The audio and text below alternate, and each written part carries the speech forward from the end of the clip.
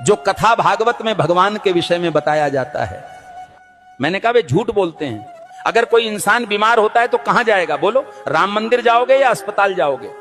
कहते हैं गाय का गोबर खाने से कैंसर ठीक होता है, तो बताओ भक्तों, इलाज के लिए विदेश क्यों जाते हो? समझो जरा। ये सब हम लोगों को भगवान के नाम पर गुमराह कर रखा है। और जब यही लोग कहते हैं धन दौलत त्याग कर भगवान की शरण में आ जाओ, और खुद कहीं पर भागवत कहने जाते हैं, लाखों रुपये लेते हैं। ये माया जाल ही तो है। भगवान की शरण में जाने का मतलब ये थोड़ी है कि अपने शरीर का ध्यान छोड़ दो। जो शरीर भगवान ने दिया है उसकी सेवा भी तो ईश्वर सेवा है। जब बुखार आता है तब राम की जगह दवा ढूंढते हो। जब जीवन भर की परेशानी हो तब बाबा का झूठा गोबर इलाज क्यों बन जाता है? गाय पूज्य है, इसमें कोई दो राय नहीं। पर यह कहना कि गोबर खाने से कैंसर ठीक हो जाएगा, यह विज्ञान नहीं, धोखा है।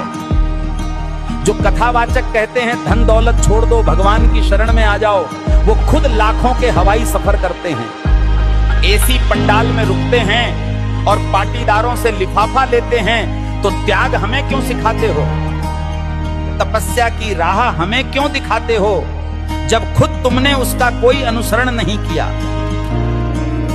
भगवान के नाम पर डर बेचकर जो अपने महल खड़े करते हैं वो संत नहीं, व्यापारी हैं।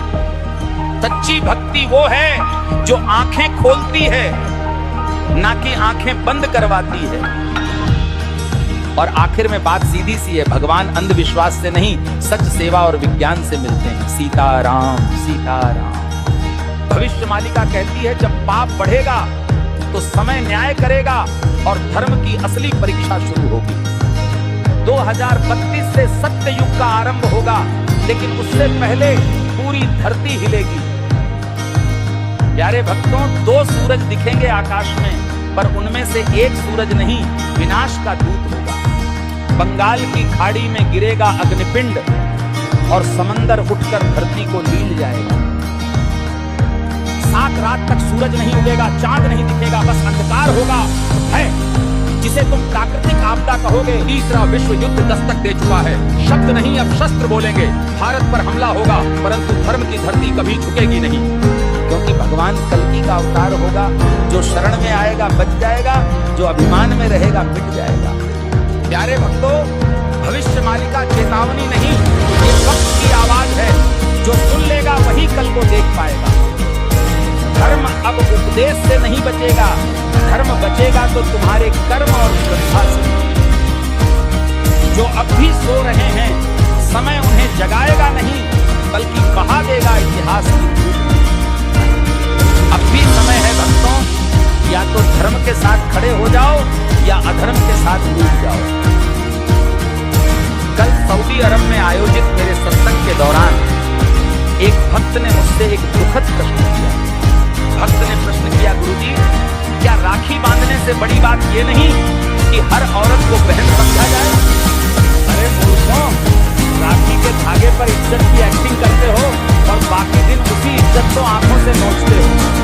राखी का धागा इज्जत का प्रतीक है, पर नजरें ही इज्जत न दें तो वो धागा क्या करेगा? जो आज बहन कह रहे हैं, कल उसी जैसी स्त्री को घूरते हैं। यही विडंबना है। जिस दिन पुरुष की नजर नारी को सच में बहन समझने लगेगी, उस दिन हर बेटी, बहन, हर स्त्री सुरक्षित अनुभव करेगी। भाई कहे जाने से कोई बड़ा नहीं बनता, उसके विचारों और दृष्टिकोण में सम्मान हो, यही सच्ची मर्दानगी है। राखी की रस्म निभाना सरल है, पर नीयत की सफाई असली परीक्षा है। हे प्रभु, जो स्त्री को देखकर गंदे ख्याल लाता है वो कभी भाई नहीं बन सकता।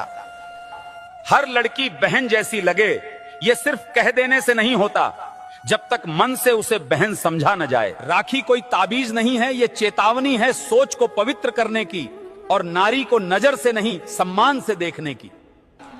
जिस पुरुष की मर्दानगी किसी नारी की रक्षा न कर सके, वो राखी के धागे का भी हकदार नहीं होता। के भक्त हो या होता